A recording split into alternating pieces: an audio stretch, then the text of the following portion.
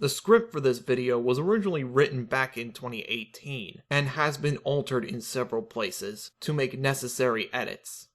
In philosophy, Occam's razor, which bears the last name of Christian philosopher William of Ockham, is simply put the simplest explanation to a dilemma or problem is the one that is correct. In other words, if given a number of explanations to a problem in philosophy or science, you are best to pick the simplest one. This principle has been used extensively in debates and discussions on the existence of God. At the risk of committing a potential strawman argument, despite this informal video not being an attempt to put out a philosophical argument towards academia, in the case of those arguments for a God or God's existence, since scientific explanations for natural phenomena could be seen as too complicated to put into layman's terms, the simplest explanation is that God is responsible for what we see in the world and what surrounds us, while in the atheist case, because belief in a God or gods requires faith and any absence of evidence apart from holy texts, i.e. the Bible, Quran, Torah, Book of Mormon, etc., the simplest explanation for non-believers is that God doesn't exist. Because the explanations from holy texts or faulty arguments for the existence of God are not founded on substantial peer-review evidence. As someone who considers himself culturally Irish Catholic but a skeptic first and a lifelong atheist second, in other words, a Catholic atheist who, while engaging in holidays like Christmas and Easter without believing in claims without evidence, the principle of Occam's razor is useful even in ordinary everyday situations. Case in point, if I feel like I have lost my car keys back home and I worried that I might have left them there, or after I left my day job at my desk, I may feel inclined to think that my car keys may need to be searched and found where I had previously been. But a simpler explanation, and the one that I should check on first, would be that the keys might have fallen out of my pocket or, behind my back pocket. That way, if explanation is true, I would not have to search for hours in desperation and stress, as well as save gas money for going back and forth between places. Where the principle is not applicable, or at the very least not a first resort for solving problems or dilemmas, is in the realm of politics. For example, the rise of the religious right starting in the late 1970s to early 80s and solidified with the presidential victories of the Reagan and both Bush administrations, as well as Trump currently, even if he is not himself a committed believer in the eyes of his more extreme followers, could be explained as a movement of extremists and radicals who are too focused on their Bible, but explaining them in that way ignores matters of policy making and the Democrats' failure to address policy, i.e. not being forceful on single-payer universal health care, criticizing American empire and the role of imperialism, and instead putting more emphasis on identity politics, which was misused to explain why former Secretary and First Lady Hillary Clinton lost to Trump.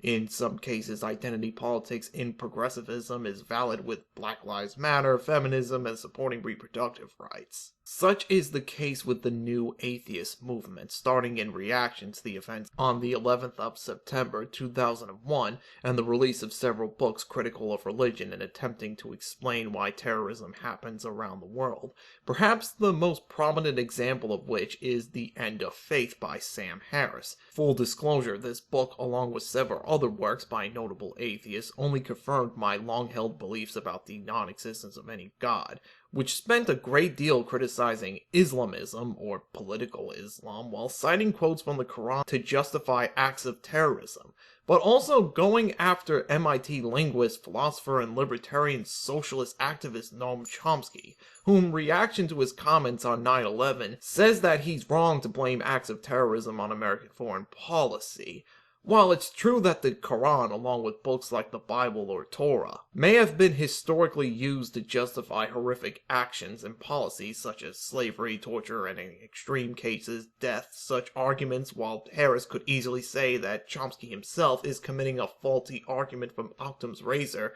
are themselves an oversimplification of the problem and ignore the motivations for military intervention in the name of spreading democracy. Another simplification can be found in another work, Breaking the Spell by atheist and philosopher of mind, Professor Daniel C. Dennett, on page 13. If only some timely phone call could have interrupted the proceedings at Jonestown in Guyana in 1978, when the lunatic Jim Jones was ordering his hundreds of spellbound followers to commit genocide. If only we could have broken the spell that enticed the Japanese cult Aim Shinrikyo to release sarin gas in a Tokyo subway, killing a dozen people and injuring thousands more. If only we could figure out some way today to break the spell that lures thousands of poor young Muslim boys into fanatical madrasas where they are prepared for a life of murderous martyrdom instead of being taught about the modern world, about democracy and history and science.